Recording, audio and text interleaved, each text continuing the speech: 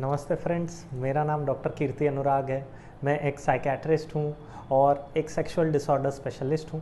आज हम डिस्कस करते हैं कि इरेक्टाइल डिसफंक्शन क्या होता है और किस कारणों से होता है और इसके लिए क्या कर सकते हैं। तो पहला चीज़ होता है कि इरेक्टाइल डिसफंक्शन या ईडी किसको बोला जाता है। तो पहला चीज़ हम इसे बोलते हैं कि जब आपके लिंग में तनाव पूर्ण रूप से नहीं आ पाता है, या फिर तनाव आता है लेकिन मेंटेन नहीं हो पाता है, या फिर तीसरा चीज़ तनाव आता है लेकिन जैसे ही आप इंसर्ट करने की कोशिश करते हो या फिर प्रवेश करने की कोशिश करते हो योनि में, तब अगर ढीलापन आ जाता है, या फिर आपका इरेक्शन ख़त्म हो जाता है सेक्सुअल संतुष्टि आने से पहले, तो तब जाकर हम उसे इरेक्टाइल डिसफंक्शन बोलते हैं।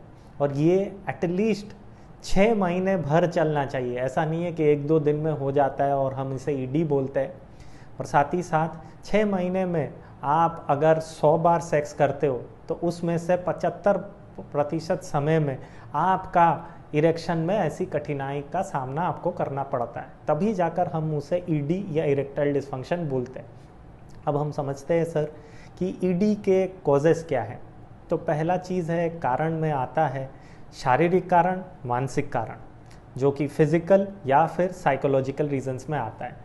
तो शारीरिक या फिजिकल रीजंस में क्या आता है? पहला आता है मोटापा या कोलेस्ट्रॉल की मात्रा अगर बढ़ जाती है शरीर में तब, या फिर दूसरा चीज़ होता है डायबिटीज़, जो कि बहुत ही कॉमन बीमारी है, और हार्ट का प्रॉब्लम या ब्लड प्रेशर का प्रॉब्लम। और अगर आप दारू, सिगरेट, गांजा कुछ लेते हो वो उन लोगों में भी देखा जाता है। साथ ही साथ अगर आपके कमर में दर्द हो रहा है, या फिर कभी एक्सीडेंट हुआ है जिसकी वजह से आपको चोट लगी है, या फिर कभी कोई सर्जरी हुआ है हार्निया के लिए, उसकी वजह से भी होता है। अगर कोई कैंसर जैसी बीमारी हुई है तब भी होता है। साथ ही साथ कभी कभार हार्मोनल प्रॉब्लम्स जैसे थायराइड हार्मोन या फिर टेस्टोस्टेरोन हार्मोन की वजह से होता है, या फिर विटामिन्स जैसे B12 या विटामिन डी के कमी के कारण भी ऐसा देखने को आता है। और सबसे इम्पॉर्टेंट चीज़ ये भी होता है, अगर आपके लिंग में हाइड्रोसील या फिर आपके अंडकोश में कोई पानी जमने के कारण या इन्फेक्शन होने के कारण कुछ प्रॉब्लम हुआ है, तब भी ऐसी कठिनाई का सामना करना पड़ सकता है लोगों को। और छोटा सा चीज़ जो लोग भूल जाते हैं कि आप अगर कोई मेडिसिन ले रहे हो पहले से ही, उसकी वजह से भी ऐसे इरेक्शन में कठिनाई हो सकते हैं। अब आती है बात, हम डिस्कस करते हैं साइकोलॉजिकल रीज़न या फिर मानसिक कारण क्या होते हैं। तो उसमें आता है, पहला है एंजाइटी, या फिर अगर आप डिप्रेशन से पहले से ही गुजर रहे हो। और तीसरा चीज़, अगर पार्टनर के बीच में और आप में कम्युनिकेशन नहीं हो पाता है। तो कभी कभार क्या होता है ना, बहुत सारे लोगों को ये लगता है कि वो सेक्स कर ही नहीं पाएंगे, उनसे हो ही नहीं पाता है, बहुत दिनों से बिना सेक्स किए हुए रहे, और अचानक से एक दिन उनको सेक्स करने का मौका मिलता है और जैसे ही जाते हैं लिंग में तनाव नहीं आ पाता है, और उनको लगता है कि उनकी नसें खराब हो गई है, और वो कोई लोकल डॉक्टर के पास जाते हैं जो कि सही डिग्री वाला नहीं होता है, और वो लोग बोलते हैं कि आपकी नसें खराब हो गई है, आप बाप नहीं बन पाओगे, 2 साल का ट्रीटमेंट होगा और इतना इतना पैसा लगेगा। तो ये सुन के लोगों को और घबराहट हो जाती है, और घबराहट की वजह से एंग्जाइटी बढ़ता है, एंग्जाइटी की वजह से इरेक्शन बिल्कुल नहीं आ पाता है, और यही चीज़ें ज़्यादातर लोगों में देखा जाता है।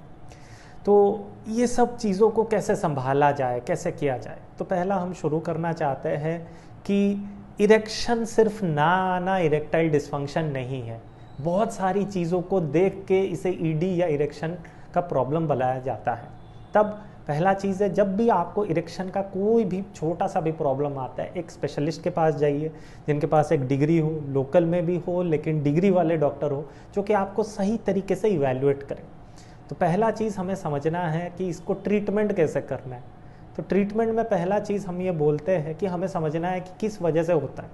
तो देखिए, लिंग एक रबर वाला टिश्यू होता है या फिर स्पॉन्ज वाला टिश्यू। तो उसमें क्या होता है, खून का संचालन आता है जिससे कि लिंग में तनाव आता है, वो फूलता है, लंबा होता है और हार्डनेस आती है, और वो मेंटेन होती है और आप सेक्सुअल एक्टिविटी करते हो। फिर डिस्चार्ज हो जाता है, फिर वो सिकुड़ जाता है अपने छोटे से स्टेट में। लेकिन जब उसमें ये जो फूलना और फिर सिकुड़ना, ये चीज़ होता है खून के संचालन की वजह से। जब खून का संचालन सही से हो नहीं पाता है तब ऐसी कठिनाई का सामना करना पड़ता है, या फिर खून का संचालन हो रहा है लेकिन लिंग में रुक नहीं पाता है तब भी ऐसी कठिनाई का सामना करना पड़ता है। तो ज़्यादातर हार्ट के मरीजों में ये देखा जाता है, क्योंकि वहाँ पर ब्लड प्रेशर बढ़ा रहता है तब कठिनाई होती है। फिर जो खून की नसें हैं जो लिंग की तरफ जाते हैं वहाँ पर अगर ब्लॉकेज होता है, जैसे डायबिटीज़ में, या फिर कोलेस्ट्रॉल बढ़ जाने के कारण, या फिर कोई इन्फेक्शन होता है, उसके कारण भी ऐसी कठिनाई का सामना करना पड़ता है। और क्या होता है ना, आपका सेक्सुअल आकर्षण भी घट जाता है कभी कभार, क्योंकि हार्मोन्स आपके शरीर में घट जाते हैं, जैसे थायराइड हार्मोन या टेस्टोस्टेरोन।